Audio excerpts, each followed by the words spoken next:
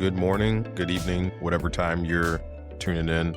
Welcome to the latest episode of A Day with Dre, hosted by yours truly, Dre. As usual, I'm going to talk about some things, both heavy and light, sometimes controversial, sometimes silly, but just trust the process. Again, none of this is for you to agree with me. I just give my take on some of the stuff that's happening around the country. But before we get into today's episode, please make sure you like, share, subscribe to this podcast. Again, that's available on all platforms. You can find clips or shorts on TikTok, YouTube Shorts, Instagram Reels, anywhere you get your media. There will be a Day with Dre on there. That would be greatly appreciated. That helps this thing grow. There's been some nice growth lately, and I want to take the time to thank all of you for taking your time to share, like, subscribe, and all of that stuff. It definitely increases motivation to do this more regularly. But also, again, before we get started, I want to address the elephant in the room. There was like a month-long hiatus. I was preparing for my board examinations, so I decided to pause on everything that wasn't dedicated to studying. But again, before we get into it, please just like, subscribe, share, anything related to A Day with Dre. That would be greatly appreciated. And if you do that, maybe I'll send you something related to A Day with Dre. So, not that I have, my own little fan club out there or anything, but just to show some appreciation for you taking the time to listen and share with others what I have to say. But like I said, I spent my September studying. How was yours? Of course, September, around here, and when I say around here, I mean stateside, was mundane and uneventful. And if you only listen, I threw up some air quotes with that because September was a bit ridiculous. September was insane. On the literal first day of the month, there was some international association that confirmed what a lot of people had already been assuming.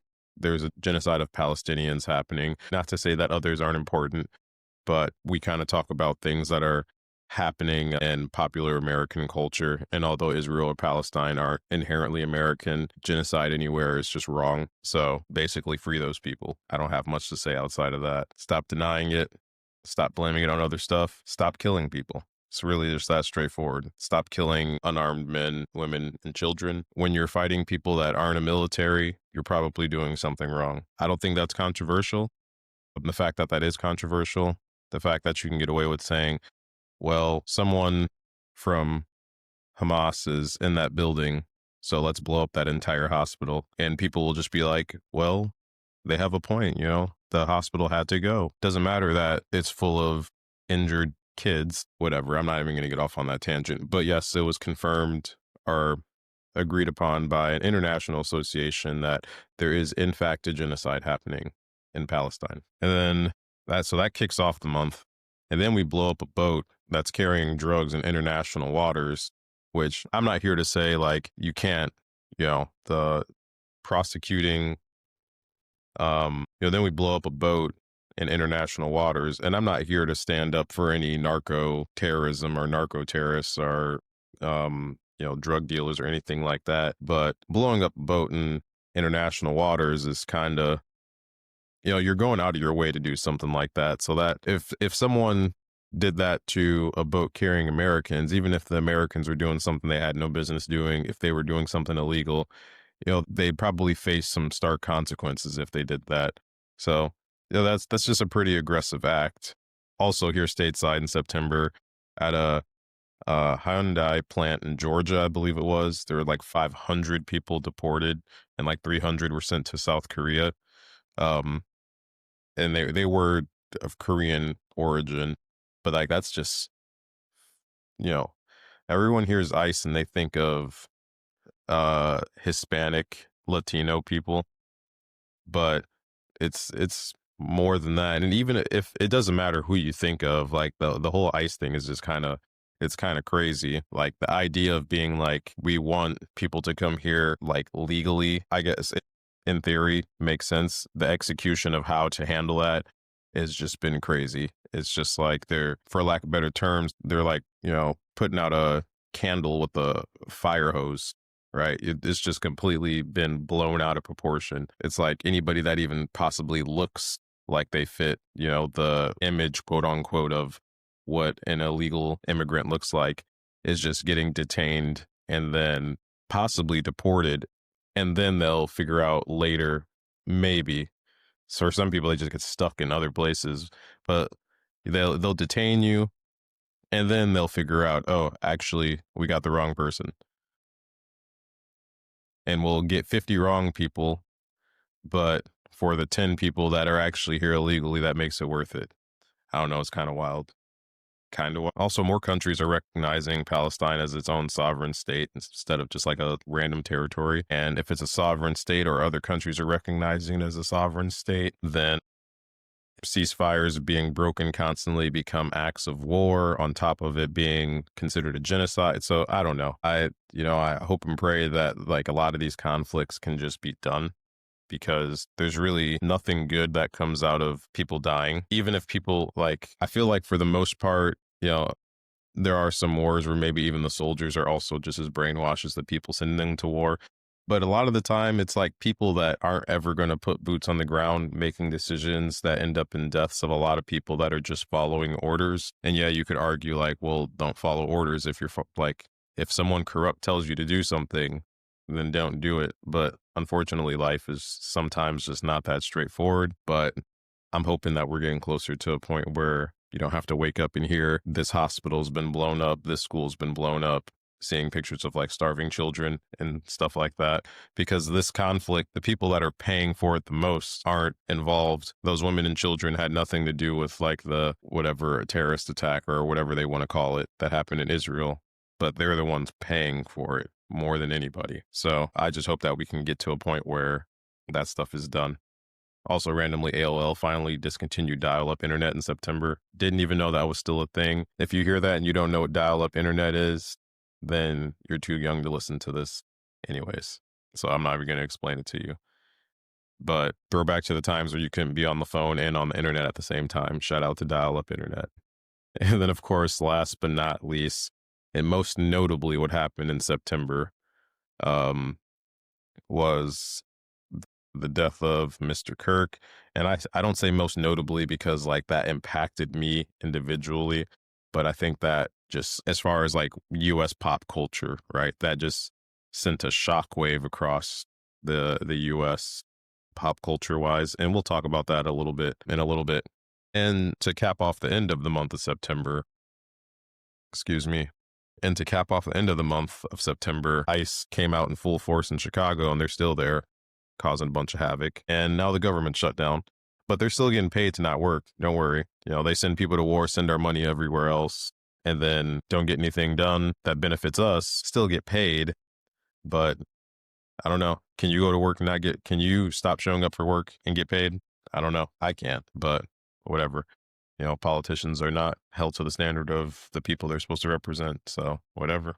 But like I said, in terms of newsworthy, like things that happened in the US, the beginning of the month or September was the 10th or 11th when Charlie Kirk got killed. And I'm not going to talk about Charlie Kirk himself too much because I think unless you're new to this podcast, if you've listened to me talk about things before, you know that him and I would have disagreed on a lot of stuff, pretty much everything. But I will say there was something like I did agree with his opinions on like the core of the country is rotten. It's in trouble. We're worse off than our parents. And I agree with him being very passionate about advocating for what you believe in. He had like that quote or whatever that was like, get married, have children, build a legacy, pass down your values and pursue the eternal, which I think on the surface is I think that's like a great thing to live by. Now, where things go sideways is like, obviously I don't agree with him on why the country's in bad shape. Like, I don't agree with the legacy that he built for himself, but like, that's the beauty of a free country, is that you can not agree with people and still be in the same space. Obviously, someone didn't agree with him to the extent that they thought he was better off being unalived. So with that being said, again, I'm not going to spend a bunch of time being like, I don't like him for this, I don't like him for that. I don't really put a lot of my time and energy in people that say things that don't impact my life, because he was a talking head, but he didn't make policy. Do I agree with things he advocated for in policy? No, but he wasn't a policymaker. Therefore, I did not really follow very much of what he says, but he was very popular. and he had some controversial opinions and some that I was like, all right, like I don't mess with this. He had very divisive views on the Civil Rights Act of 64, calls it a mistake. People like in his camp will point to how, like, for example, they'll say, like, well, before the Civil Rights Act, Black people had more two-parent households. Black people had higher home ownership. Therefore, Civil Rights Act was worse for Black people because once they got free and equal should be like have air quotes around it, their family unit broke down more. They started committing more crime, stuff like that. And if you just look at it on a superficial level, like, yeah, sure, that's all true. But again, it's never that black and white. You have to investigate those things. So whatever. I thought that was like a weak argument. Very critical of Martin Luther King Jr., calling him a Marxist and all that kind of stuff, which, yeah, like if you look back on MLK, he definitely had some very socialist Marxist vibes. Cool. I don't know how wanting people to be judged by the content of their character, not the color of their skin, and wanting, labor unions and stuff like that. Like if that's bad, then I guess I'm horrible then. And then whatever, the COVID stuff, everyone was in on the misinformation of that, so whatever. But I think the most dangerous thing is the support of what they call the Great Replacement conspiracy theory. And that's really like the thing that I want to take my time to talk about is the Great Replacement theory. It's considered a white nationalist and sometimes anti-Semitic conspiracy theory. I don't know if Kirk was in the anti-Semitic part, but he definitely was in more of the white nationalist mindset. I'm not saying he is or was a white nationalist, but he had some viewpoints that aligned with white nationalism. That the replacement theory is this idea that there's an intentional plan to replace white populations with non-white immigrants. Now, is that happening in real time in the US? Are non-white populations increasing in comparison to the white population? Yes.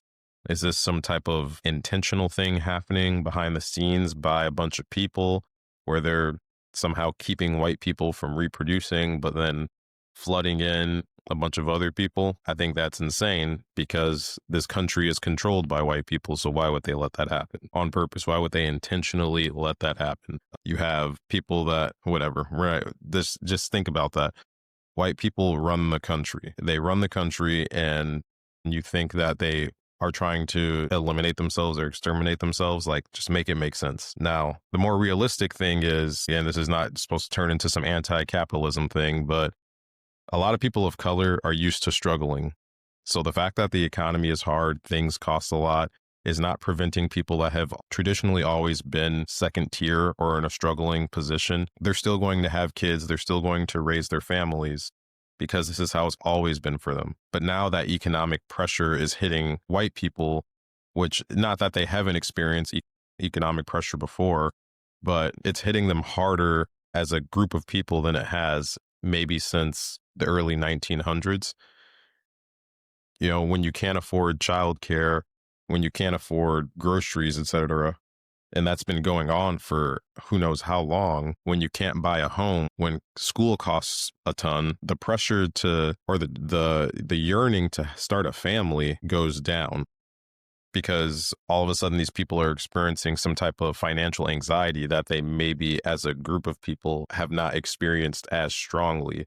And when you have uncertainty about how your future is going to look, a lot of the time you don't want to produce more people. But when other people that are just perpetually in that situation aren't like all of a sudden shell shocked by facing financial hardships and they just keep having kids, it might look like they're having kids at a much higher rate, but it's not because of some like boogeyman in the shadows that's trying to replace white people. What's making the percentage of white people go down is the fact that our country is just kind of falling apart at the seams.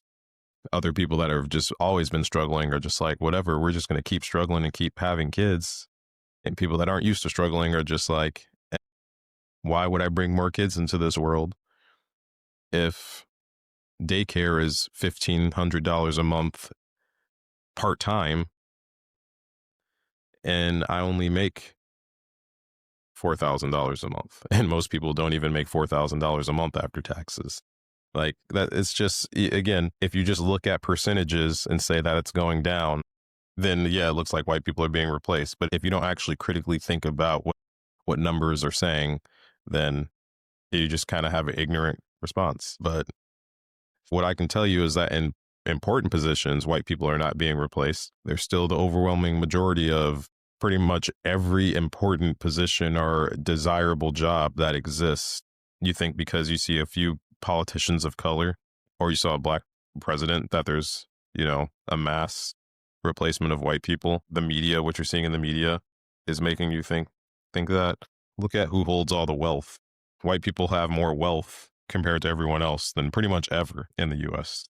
So, like, again, don't just look outside or look at the TV and be like, yo, yeah, this is what's happening. Like, actually do some research. I didn't mean to go off on a whole soliloquy on the great replacement theory, but I think one of the craziest things that happened with the death of Charlie Kirk, and I say all of that to say this, political violence, like, isn't, like, I don't want to say it's never okay in the sense of assassinating people like that. Like, that's obviously that's wrong, but political violence is really just any time someone's hurt to like send a political message.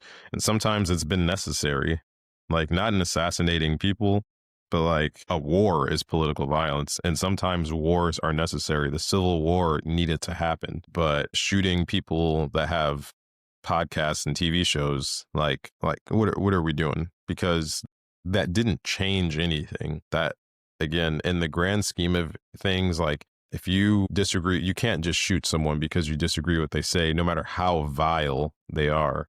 Now, should that person be saying those things? Like, obviously it depends on if you agree with them or not, but like that, I don't want anybody to hear this and be like, I condone what happened. And obviously that person's going to be tried, and like they will have their day in court, and that'll happen. But interestingly enough, the fallout from what happened. So a lot of people have opinions that are towards Mr. Kirk that were a lot stronger than what I've said. And again, I will simply say I disagree with the things he said. I'm not going to start going on a tangent of, and some people did do that, but the blowback that people were getting, the amount of jobs that were lost on people, the amount of, like the fallout was wild. And it started this conversation about political violence. And then you started having these people saying the left is so violent, you're not safe around the left. So as usual, I want to bring receipts. All right. Since 2020, and I'll post links to where I get these things. And this is from a fact check. That's not, it's just posting stats. It's not an opinion. Since 2020, right-wing ideology has been the leading cause of political murders, accounting for 54%, with left-wing ideology accounting for 22%, and then Islamic ideology as 21%. All right? So that's since 2020. All right? Now, if you're going to be like, well, since September of 2025, right, sure, you want to stratify it like that. But like, I think we're already forgetting that the Democratic governor of Pennsylvania had his house set on fire. He didn't die, but that's political violence. And also the Speaker of the House for the state of Minnesota was killed with her husband and her dog. Like, that's political violence. That's a literal politician being murdered for being a politician. And again, none of it is, I don't want to get into like a pain Olympics here. It's not worse one way. Like, it's not worse on the left. Are they louder about stuff online? Absolutely. The left is definitely more chronically online, especially if you can filter out like the millions of bots that are online. Yes, the left is more chronically online in general. 2024 National Institute of Justice report found the number of far-right attacks continues to outpace all other types of terrorism and domestic violent extremism. And then, of course, on September 12th, this past month, the links to these studies all of a sudden were removed from online, which is a whole nother issue, because that's basically the government is saying, we want to put out this narrative, and all the evidence that we had that goes against this narrative, we are getting rid of it. So we want to say the left is more violent. There was evidence that was published by the government that didn't fit that narrative. So now we're going to remove that evidence so we can just say this.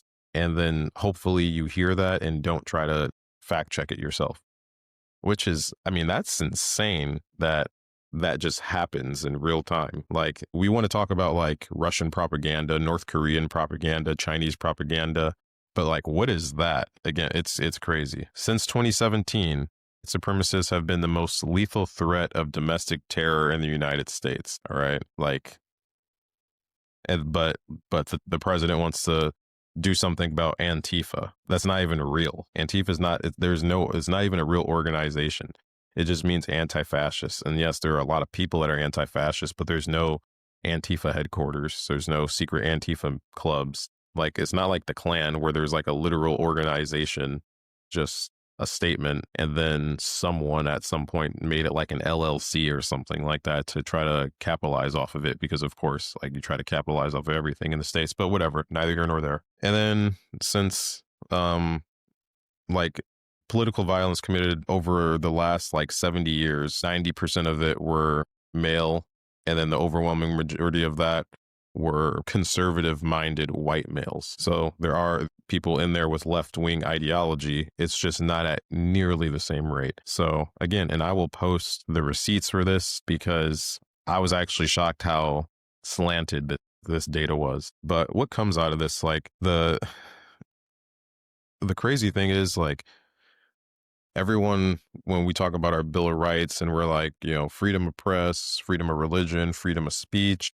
and people don't know what any of those things mean, especially with freedom of speech, because freedom of speech means that you're supposed to be able to say things and not be punished by your government. And after Charlie Kirk died, I would argue that freedom of speech was infringed on greatly, because you had people that were members of the government and they were basically pressuring people from a government position to fire people, to suspend people, to, you know, they were pressuring people or jobs to basically to silence the dissenters. Now, should people be celebrating and, you know, posting laughing emojis to a video of someone being shot in the neck? No. If your job decides to fire you for that because it doesn't agree with their viewpoints, valid. But for sitting politicians to say, you need to get rid of this person because of this, that's a straight up violation of your constitutional rights. Do I think that people of power should be able to see,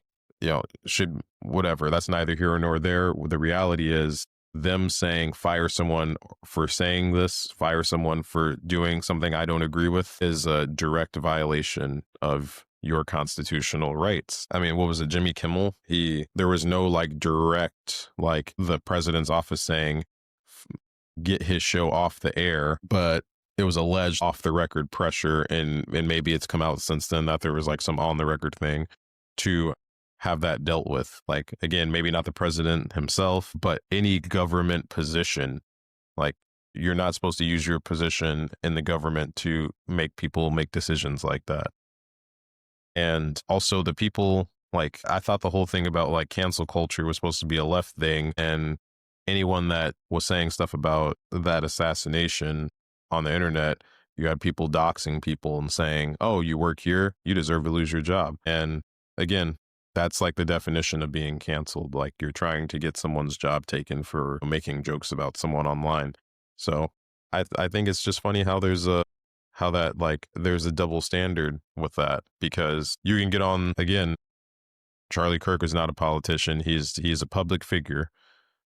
And you can get online and see, like, for example, people every year will say 5 years sober for George Floyd, you know, or insert like whatever witty comment they want to make like that, or I can breathe now, like George Floyd, and like stuff like that. And again, it's not a pain Olympics, because like neither of those people should have died, but when one's okay and the other one's not, then there's obviously a certain bias, when in reality, you should just say that these people making fun of dead people are dark, and then if you don't like it, you look the other way. But like calling and trying to get people's like jobs taken away and stuff like that for idiotic stuff said online is just, I don't know. It's just a bit much. Like, I don't know. Everyone's a little hypocritical, but like, this shit is just out of hand. Like we're manipulating data, we're just blatantly being hypocritical towards each other. Like, and it's so absurd. It's like how it's almost like if you step back and look at it, it's just almost like, how is this even possible to be this slanted in your way of thinking? Like, how are we so radicalized? How, like, it's just mind boggling. And then you get caught in these echo chambers and it just makes you even crazier. And it's like, how it almost makes you wonder how people can function at all because we're so slanted and so like polarized against each other. And it's, again, how, when is it going to change? Because like you can go online right now and go to a federal government website, and instead of it just being like government's closed, we're working on something to try to fix this, it'll just say the Democrats' fault that the government shut down. And it's like, how do we get to this point where like, but then again, it's just a reflection of a person that's in the Oval Office. That's where we'll wrap up today, right? It was a short one, but a necessary one. And again, let's take a step back and like try to just be normal for one day. And I don't know, maybe things will start to get better. All right. Thank you. Have a good night.